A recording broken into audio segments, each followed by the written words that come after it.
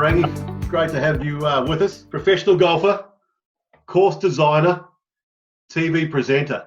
That's quite a impressive resume you've got going there, Phil. And I'm looking forward to drilling down on each aspect of that. But I've got to be honest with you right now, probably the most intimidating thing you've done is TV presenter.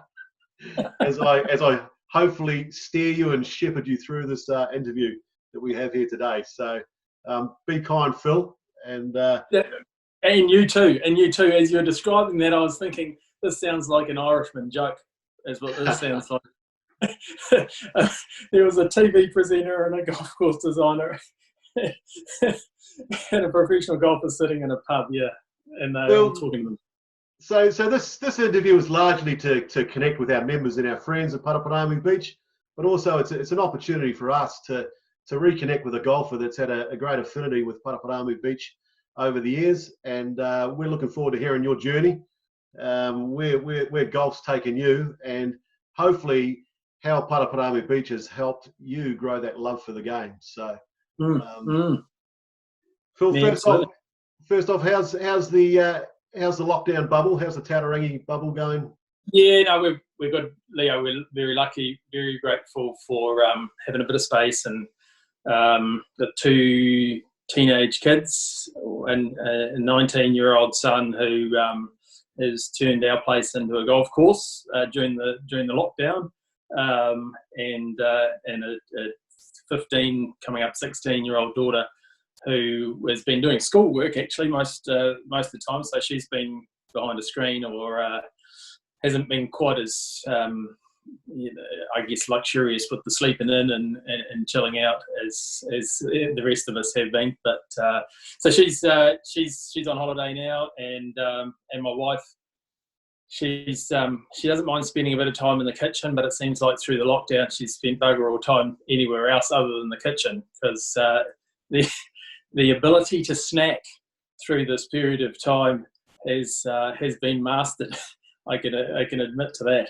The kitchen's been a busy place, hasn't it? The dishwasher's going on a couple of times a day. I mean, I suspect we're going to save a lot of money in terms of fuel, but we're probably going to spend it on electricity and food. Yeah, absolutely. I think the food bill's gone up. We haven't gone hungry, and it's been good actually. Been great. Look, you're never going to put your hand up. No one's going to put their hand up and say that going through this is what people would have preferred, but I think there are going to be some really positive things that come out of it. Yes, there are going to be people that have lost their jobs, and the golf industry is going to change completely, but hopefully families have got to spend a little bit more time with each other. I think for working parents, hopefully they've got to spend a little bit more time with kids. I know I have, and there's always that list around the house, Leo, where a husband can defer, he can procrastinate, but then when you have this sort of period of time, that list catches up on you. So there's been a bit of time doing that as well. I saw something online that suggested that I couldn't do housework, I couldn't do those chores because I just never had the time. And now I've got the time, I realise I actually just didn't want to do them. Yeah, just didn't want to do them. Yeah.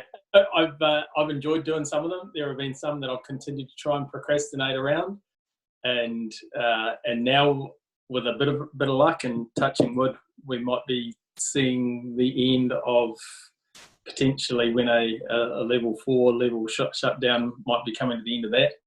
And now all of a sudden go like, oh, I've only got this length of time to get this list complete before we go somewhat back to normal. And so, let's keep our fingers crossed that life can return to normal for a number of people here coming up soon. Well, I think we're all looking forward to that, absolutely. In the meantime, we're looking forward to hearing from you, Phil. And why don't we start from right back at the beginning? You're out of the Waitomo Golf Club, which has always fascinated me, to a point where actually last year I took a bit of a pilgrimage through the King Country into the southern Waikato to check out the home of Phil Tataurangi, the Waitomo Golf Club. Yeah, no, it's an interesting story, Leo. want to bore people, but I got into golf because my dad, we lived out on the bottom of the Kawhia Harbour geographically. Small two-teacher school my mum and dad taught at Kinohaku. And so for Saturday morning sport, it was about nearly an hour's drive on a metal road into the grand metropolis of Tataurangi. And so at 7 years of age, I wasn't playing footy, but because we didn't have a school team and it was too far away to be in a club team. And my sister played some hockey and some netball. And so I was given that choice of going to watch my sister, who was 3 years older than me, watch her play sport, or go and caddy for dad at Waitomo. And, you know, I say to people I would rather poke my eyes out than go and watch my sister play sport. And so I ended up going and caddying for the old man, and I learnt some words that weren't so frequently thrown around the dinner table, shall we say, language that was a little colourful and a little different. And after a little while of caddying for dad, and he had some good friends that were single figure handicapper players and that sort of stuff, I got the pip with that and decided, bugger this, I'm going to take it up myself. And so Saturdays and some Sundays involved me jumping in the car with the old man at a fairly early hour and heading into Waitomo and playing golf, and maybe watching the 2:30 game on telly, and then maybe going out for another 9 holes before we headed home and getting home at dark. Yeah. What age were you at that stage? Yeah, 8 years of age. Yeah, and what was your first handicap? Like how quickly did you progress with the game? Was it a natural straight away, or? My first handicap was 31, and that allowed me to go and play in some Waikato Junior Golfing Society days. There's only a couple of juniors at Waitomo at the time. It's not like they had a lot of kids floating around, and I was lucky, I guess, with not many kids in the club. I got to play with the adults pretty quickly. Some of those were the old ladies that I'd go and play with.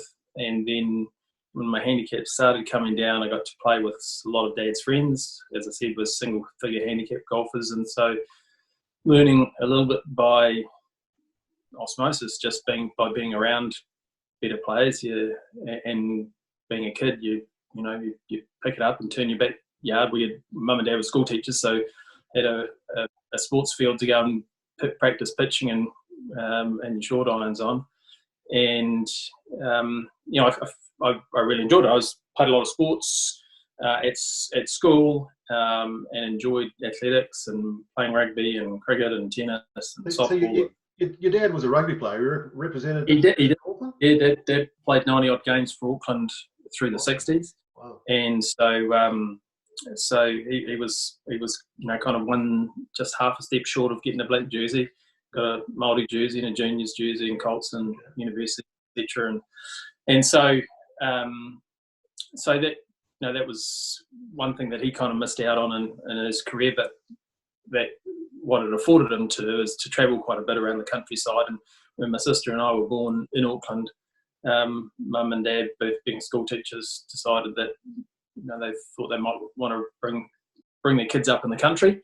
And so we were the beneficiaries of Mum and Dad finding a country school, 2 teachers. Mum took the junior class and Dad took the senior class, and so we were out in the back blocks of the King Country for a handful of years before we moved into town just out of Te Awamutu at the end of the 70s, right around when I was about 9 or 10, and we felt like we were city slickers when we were only 10 minutes from town as opposed to an hour.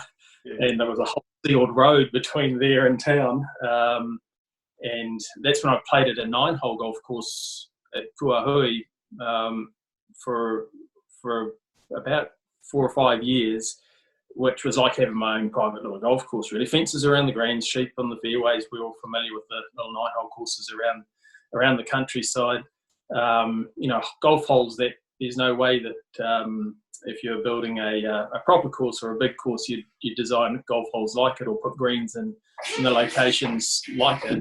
but great way to invent shots, create shots. Try and play them through the gate and over the fence, and not hit the wire and bounce it and off a bit of sheep shit and triggle it onto the green, and have pin placements on a slope of about 7 or 8% because the greens weren't overly fast, and so you had all this this little playground to fall in love with the game. And golf course certainly wasn't overpopulated, and if I felt like playing 3 rounds in one day and going around this 9-hole course 6 times, then there was pretty much nothing stopping you. So that was a perfect playground to develop my game, get my handicap down to single figures, and then kind of get to the stage of figuring out, jeepers, if I'm going to play some representative golf, then I most probably needed to play senior pennants.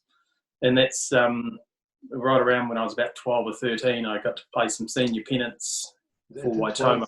Yeah, right. That's it. So that was a bit of a growing up, getting to play that sort of representative golf, club representative golf, and being around adults the entire time, and